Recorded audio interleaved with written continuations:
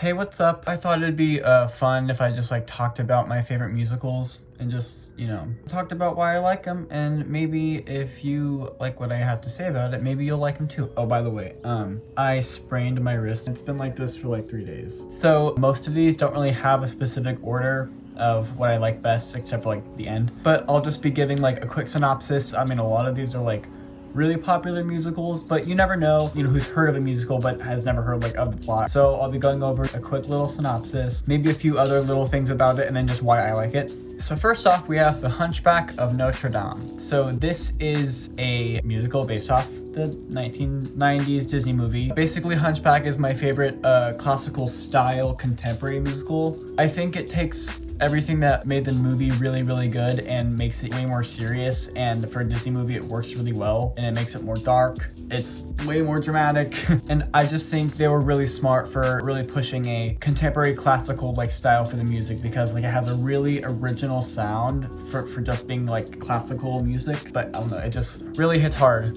and I like it for that. Also, Michael Arden is, if you're watching this, marry me. I mean, anything with Michael Arden and I'm a sucker for. Love Michael Arden. Okay. What is next? So next I want to talk about my favorite actually classical, just because I don't really like classical musicals. These are going to be the last two on the list. All the other ones are like rock. I saw the tour of Hello Dolly this past year, and I mean, it was good.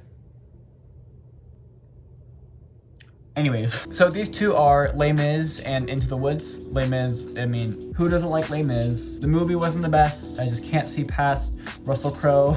I shouldn't have to tell you what the plot of Les Mis is. Go watch the movie. Into the Woods, it's my favorite Stephen Sondheim show. These two are coincidentally two musicals that I've been in. I was in Les Mis in high school, and I did Into the Woods in the summer of 2018 at my community theater. In Les Mis, I was just in the ensemble, and Into the Woods, I was the narrator. Les Mis was really fun. It was my first musical, which is so stupid, because most actors are like, it was, Annie whenever I was 12, Yeah, mine was Les Mis. The next one I'll be talking about is The Last 5 Years by Jason Robert Brown. So if you don't know, this musical is about a couple, a aspiring writer and a struggling actress. It's just the story of their 5-year relationship, and it's just two actors, it's just them two in the show. The catch is that the guy, Jamie's point of view is told chronologically, but the girl, Kathy's point of view is told in reverse order, so the opening number of the musical is the last thing she experiences. Aside from the, really great storytelling with music and the poetry of the lyrics and stuff, and the really good composition, it's just really, really interesting. Lyrics that would have been reprised, but they were, pre-prized. It's really cool. And this is like one of the only musicals that has a actually really good movie adaptation, in my opinion. A lot of people don't like the movie version, but I like it. I think Anna Kendrick is actually really good in that movie. Sue me. Oh my god. I don't know. Maybe I'm not a real musical fan. Maybe nobody's gonna watch this video and doesn't even care about my opinions. Who knows?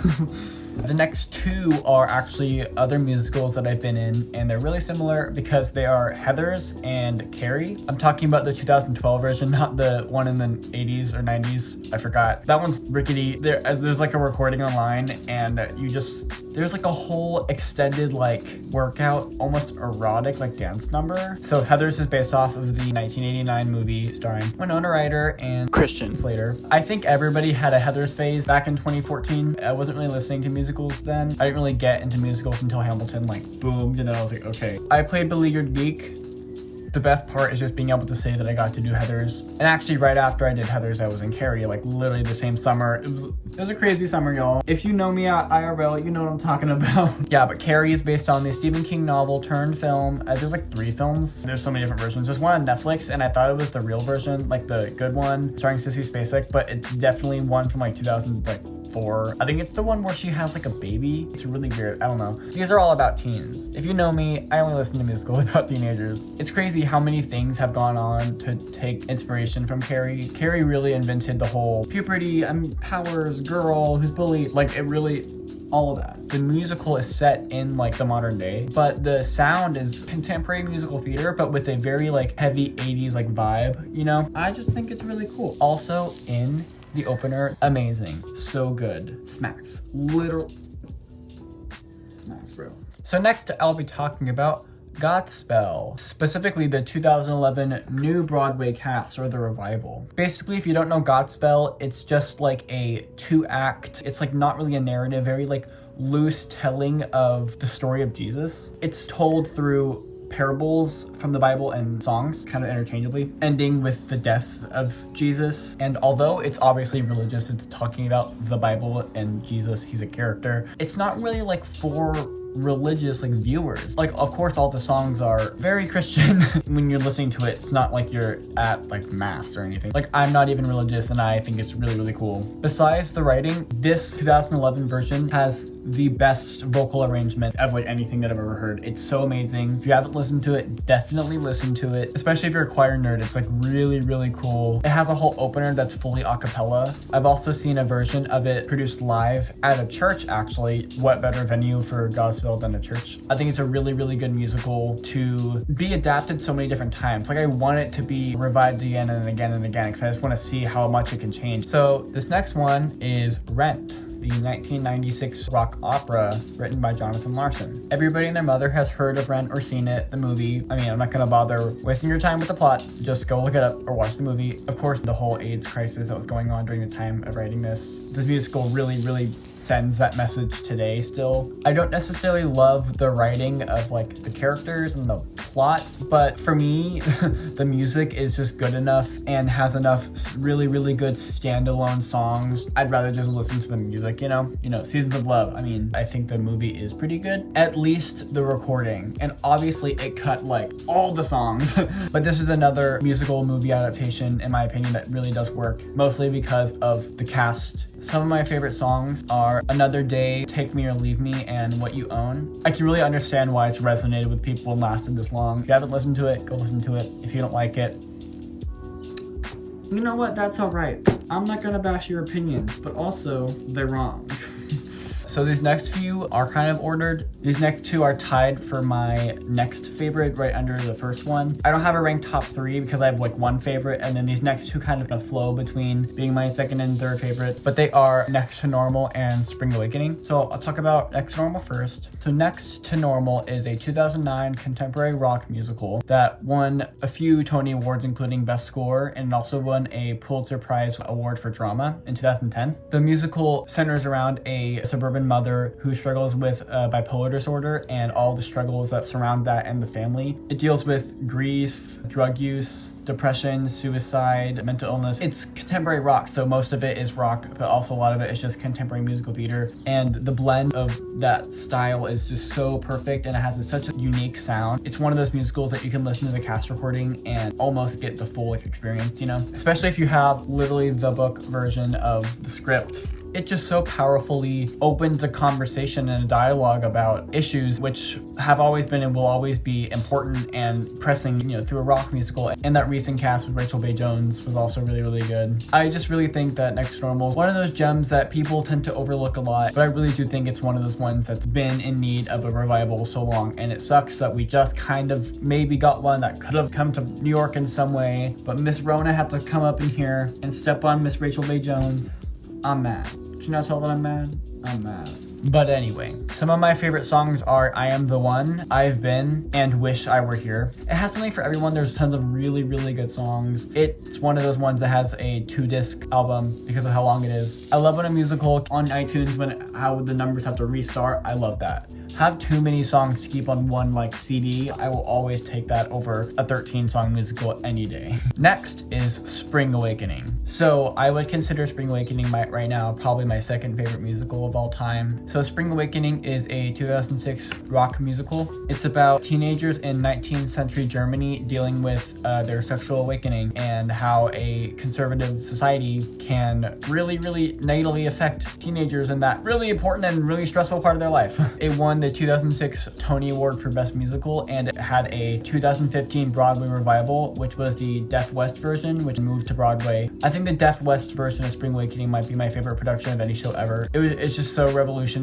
in terms of the way that theater can be viewed by all different types of people and the way existing pieces can be interpreted. It's just incredible. Definitely go check that out in any capacity if you can. I also saw the actress who played Venla in a ASL version of Next to Normal in November, and I was freaking out. It was amazing. I didn't get to talk to her. I can't sign. She was really amazing. Also, Small World that I just talked about next to Normal, and then the actress that in a version that I saw is in the crazy. All of my favorite Broadway actors are in these 4 musicals that I listen to. But yeah, I think I really personally like it because its score is really original. Duncan Sheik and Steven Sater have a really interesting way of writing. They have a very good way about telling a story in a musical setting with a song that doesn't sound like it's from a musical, if you know what I mean. An average person might listen to a song from it and not even realize it's from a play. But besides that, I mean, obviously you can tell that I have like a soft space in my heart for angsty teen rock musicals, foreshadowing for the first spot. You can tell the writing was done with a lot of like love and care, and they really put a lot of thought into this really important thing. Like, even though it's set in the 1800s in Germany, it's very relatable and comforting for a lot of people I know, at least firsthand, that go through that and are going through that right now. And it also has a gay subplot, which, I mean, gay points. It's one of those musicals that after you listen to it once, you're changed forever. I would really make an effort to check it out before you're already an adult. I promise it'll change you. Some of my favorite songs are Touch Me, Don't Do Sadness / Blue Wind, and Left Behind. Honorable mention to the bonus track on the deluxe album. It's called There Once Was a Pirate. It has Steven Sater singing, or Duncan Sheik. Let me look that up.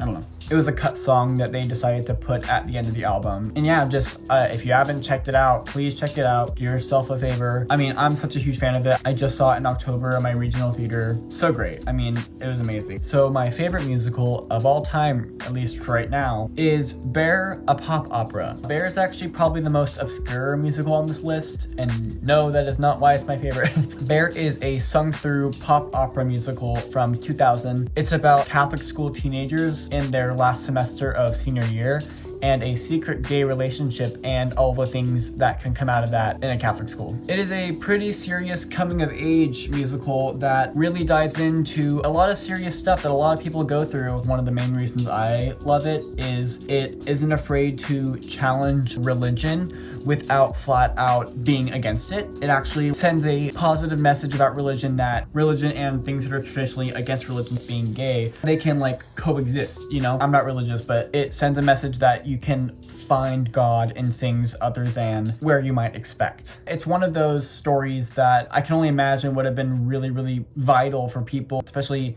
young gay people going through something like that. I'm lucky enough that I didn't need something like that, but I can only imagine what the CD of the show might have done for somebody back in the early 2000s. The first production was in 2000 in Los Angeles, and then the next big one was off-Broadway, 2004. That version was starring Michael Arden, who's on this list again. In 2007, they recorded a studio album of it, but the cast was never a stage cast. They got a new cast to record an album for it. That's like the only recorded version available, so that's what I listened to. That's how I got into it. Like the other musicals on this list, listening to it is a really full experience in my opinion. So it's called a pop opera, but by pop they mean like, think As Long As You're Mine and Wicked. Like, that sound is like as pop as it gets. It's very much still a rock musical. Bear has a lot of musical themes that reprise and a lot of little like bits and pieces that are strung together. Like you can listen to it 5 times and notice something new about it every single time. It's very like Rent. But yeah, if you have the time, definitely go listen to it. If you know me in real life, or maybe you're just looking for a new musical to get into, maybe you're gay and you're in the closet, maybe you're religious, maybe you're just bored, I don't know. I definitely recommend Bear to basically anybody. For some reason, I just really connect with it. If you listen to it, please let me know what you think about it. I am always here to talk about Bear. But yeah, I think that's it. I've been yelling about Bear for like so long, but I really hope you got something out of this video. Who knows? Maybe your new favorite musical is on this list. You know, maybe I'm just that good. If you have any suggestions of musicals that you think I'd like based on this list, then definitely leave it in the comments. I'm always here for a rock, teen, angsty musical. But yeah, I think that's it. Thanks for watching. This was just something that I wanted to talk about and I wanted to do. And I've been really bored, so what better time than now? Hope you enjoyed. Thanks for watching. Subscribe. Or don't, because I'm really just making stuff that I want to. By the way, this was a birthday gift. Thank you, Josh. Love you.